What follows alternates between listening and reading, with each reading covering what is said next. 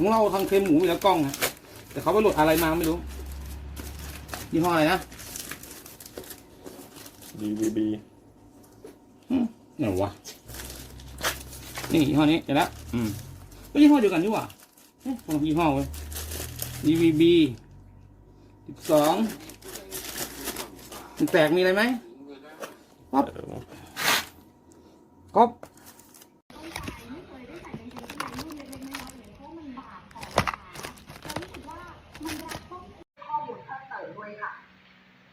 ผมคิดว่า